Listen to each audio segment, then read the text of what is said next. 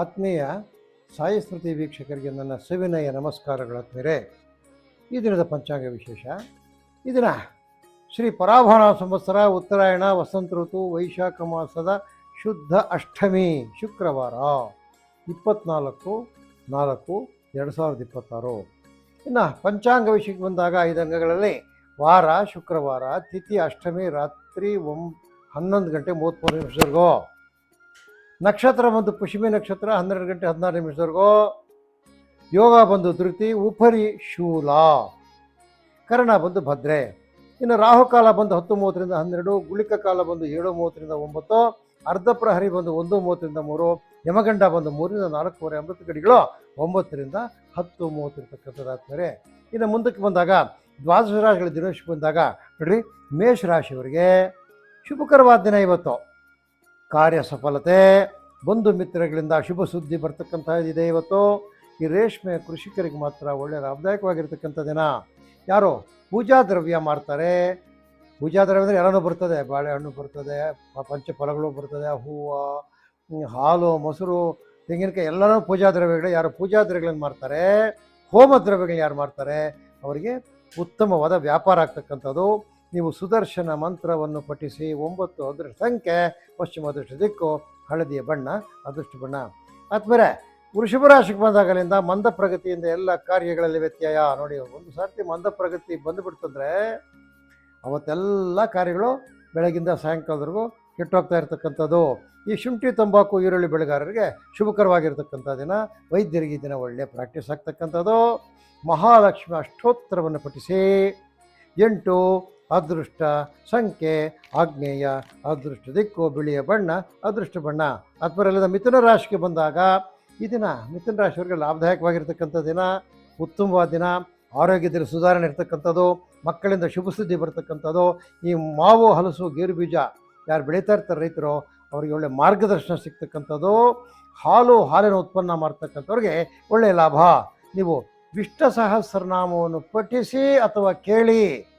6 ಅದೃಷ್ಟ ಸಂಖ್ಯೆ ಉತ್ತರ ಅದೃಷ್ಟ ದಿಕ್ಕು, ಹಸಿರು ಅದೃಷ್ಟ ಬಣ್ಣ. ಅಲ್ಲಿಂದ ಕರ್ಕಾಟಕ ರಾಶಿಗೆ ಬಂದಾಗ ಪ್ರಯಾಣದ ಸಾಧ್ಯತೆ. ಇದರಿಂದ ಮನಸ್ಸಲ್ಲೇನೋ ಪ್ರಯಾಣ ಮಾಡಬೇಕು ಅಂತಕ್ಕಂಥದ್ದು ಇರ್ತದೆ, ಪ್ರಯತ್ನ ಮಾಡಿರ್ತೀರಿ, ಸಾಧ್ಯತೆಯೂ ಆಗ್ತಕ್ಕಂಥದ್ದು. ಆ ಪ್ರಯಾಣದಿಂದ ಲಾಭವೂ ಬರ್ತಕ್ಕಂಥದ್ದು, ಆರ್ಥಿಕ ಪ್ರಗತಿ ಆಗ್ತಕ್ಕಂಥದ್ದು. ಹೈನುಗಾರಿಕೆ ಹಾಗೂ ತೋಟಗಾರಿಕೆಯಲ್ಲಿ ಉತ್ತಮ ಮಾರ್ಗದರ್ಶನ ಸಿಗ್ತಕ್ಕಂಥದ್ದು. ಜವಳಿ ವ್ಯಾಪಾರಿಗಳು, ಚಿನ್ನ ವ್ಯಾಪಾರಿಗಳು, ಬೆಳ್ಳಿ ವ್ಯಾಪಾರಿಗಳು, ಈ ಆಭರಣಗಳನ್ನು ವ್ಯಾಪಾರ ಮಾಡ್ತಕ್ಕಂಥವ್ರಿಗೆ ಉತ್ತಮವಾಗಿರ್ತಕ್ಕಂತಹ ವ್ಯಾಪಾರ ಆಗ್ತಕ್ಕಂಥದ್ದು. ಪುರುಷ ಸೂಕ್ತ ಪಾವನ ಮಂತ್ರವನ್ನು ಪಠಿಸಿ ಅಥವಾ ಕೇಳಿ. 5 ಅದೃಷ್ಟ ಸಂಖ್ಯೆ ಪೂರ್ವ ಅದೃಷ್ಟ ದಿಕ್ಕು, ಹಳದಿ ಅದೃಷ್ಟ ಬಣ್ಣ. ಅಲ್ಲಿಂದ ಸಿಂಹರಾಶಿಗೆ ಬಂದಾಗ ಆದ್ಮೇಲೆ ಆರೋಗ್ಯದಲ್ಲಿ ಸ್ಥಿರತೆ, ಹಣಕಾಸು ಪರಿಸ್ಥಿತಿ ಉತ್ತಮವಾಗಿರ್ತಕ್ಕಂಥದ್ದು. ಎಲ್ಲ ರೀತಿಯ ರೈತರಿಗೆ ಶುಭಕರವಾಗಿರ್ತಕ್ಕಂಥ ದಿನ. ಯಾವುದೇ ವ್ಯವಸಾಯ ಮಾಡಲಿ ಅವರಿಗೆಲ್ಲ ಶುಭಕರವಾಗಿರ್ತಕ್ಕಂಥ ದಿನ. ವಿಶೇಷವಾಗಿ ಹಾಲಿನ ಉತ್ಪನ್ನಗಳು ಮಾಡ್ತಕ್ಕಂಥವ್ರಿಗೆ ಅವರಿಗೆ ಒಳ್ಳೆಯ ಲಾಭದಾಯಕವಾಗಿರ್ತಕ್ಕಂಥ ದಿನ. ನೀವು ಗೋಪೂಜೆ ಮಾಡಿ. 3 ಅದೃಷ್ಟ ಸಂಖ್ಯೆ ಪೂರ್ವ ಅದೃಷ್ಟ ದಿಕ್ಕು, ಹಳದಿ ಬಣ್ಣ ಅದೃಷ್ಟ ಬಣ್ಣ. ಅಲ್ಲಿಂದ ಕನ್ಯಾ ರಾಶಿಗೆ ಬಂದಾಗ ಸಮಾಜದಲ್ಲಿ ಗೌರವ, ನೂತನ ಹೂಡಿಕೆಗಳಿಂದ ಲಾಭ. ಹೂವು, ಹಣ್ಣು ಬೆಳೆಗಾರರಿಗೆ ಸಾಮಾನ್ಯವಾಗಿರ್ತಕ್ಕಂಥ ಲಾಭ ಇರ್ತಕ್ಕಂಥದ್ದು. ಪೂಜಾ ದ್ರವ್ಯಗಳು, ಹೋಮ ದ್ರವ್ಯಗಳು ಮಾಡ್ತಕ್ಕಂಥವ್ರಿಗೂ ಸಹ ಒಳ್ಳೆಯ ಲಾಭ ಇದೆ. ನೀವು ನಿಮ್ಮ ಕುಲದೇವತೆ ಯಾವುದಿದ್ರೆ ಅದನ್ನು ಪ್ರಾರ್ಥನೆ ಮಾಡಿ. 6 ಅದೃಷ್ಟ ಸಂಖ್ಯೆ ಉತ್ತರ ಅದೃಷ್ಟ ದಿಕ್ಕು, ಕೆಂಪು ಬಣ್ಣ ಅದೃಷ್ಟ ಬಣ್ಣ ಆಗಿರ್ತಕ್ಕಂಥದ್ದು. ಆದ್ಮೇಲೆ ಅಲ್ಲಿಂದ ತುಲಾರಾಶಿಗೆ ಬಂದಾಗ ವ್ಯಾಪಾರ ವ್ಯವಹಾರಗಳಲ್ಲಿ ಉತ್ತಮ ಆದಾಯ, ವಿದ್ಯಾರ್ಥಿಗಳಿಗೆ ಶುಭಕರವಾಗಿರ್ತಕ್ಕಂಥ ದಿನ.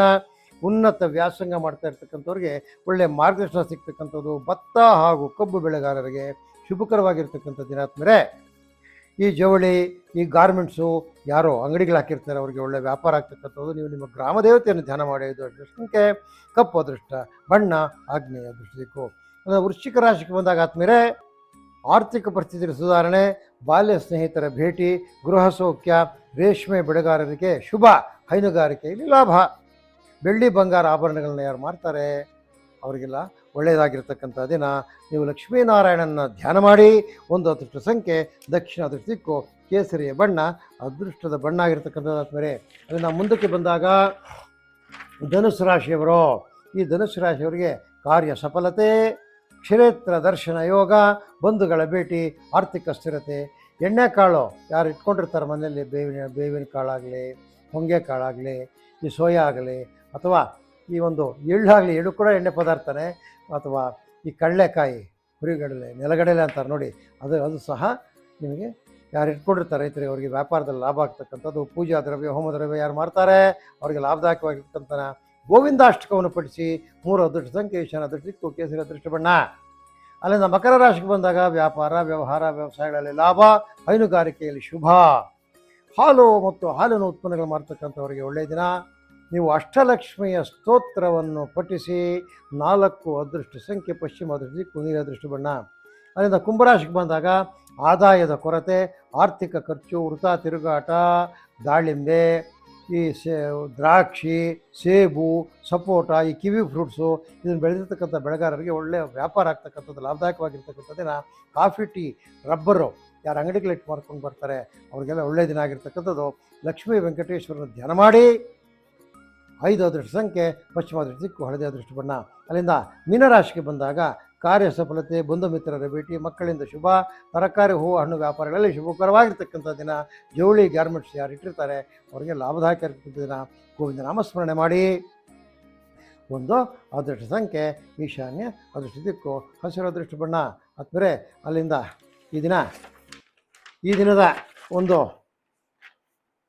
ಸಾಯಿ ಸ್ಮೃತಿ ಜ್ಯೋತಿಷ್ಯ ಕಾರ್ಯಕ್ರಮದಲ್ಲಿ 12 ರಾಶಿಯವರವರಿಗೆ ಏನು ಭವಿಷ್ಯ ಇರ್ತಕ್ಕಂಥದ್ದು, ಏನು ಫಲ ಇದೆ ಇವತ್ತನ್ನು ತಿಳಿಸಿದ್ದೇವೆ. ಆದಮೇಲೆ ನಮ್ಮ ಸಾಯಿ ಸ್ಮೃತಿ ಚಾನಲ್ನಲ್ಲಿ ಬರ್ತಕ್ಕಂಥ ಎಲ್ಲ ಒಂದು ಕಾರ್ಯಕ್ರಮಗಳನ್ನ ತಾವು ದಯವಿಟ್ಟು ನೋಡಿ. ಹಾಗೂ ತಮಗಾಗ್ತಕ್ಕಂಥದ್ದು ಅನುಮಾನಗಳಿದ್ದರೆ ನೀವು ಕಾಮೆಂಟ್ ಮುಖಾಂತರ ತಿಳಿಸಿ, ಅದರ ಬಗ್ಗೆ ನಾವು ನಿಮಗೆ ಕ್ಲಾರಿಫಿಕೇಷನ್ ಕೊಡ್ತೀವಿ. ಹಾಗೂ ನಮ್ಮ ವಿಷಯಗಳನ್ನು ಲೈಕ್ ಮಾಡಿ, ಶೇರ್ ಮಾಡಿ, ಹಾಗೂ ನಮ್ಮ ಚಾನಲ್ಗೆ ಸಬ್ಸ್ಕ್ರೈಬರ್ಸ್ ಆಗಿದ್ದು ತಮ್ಮಲ್ಲಿ ಕಳಕಳಿಯಾಗಿ ಮನವಿ ಮಾಡುತ್ತಾ ಈ ದಿನದ ಕಾರ್ಯಕ್ರಮ ಮುಗಿಸ್ತಾ ಇದ್ದೀವಿ. ಓಂ ಶ್ರೀ ನಾರಾಯಣಾಯ ನಮಃ.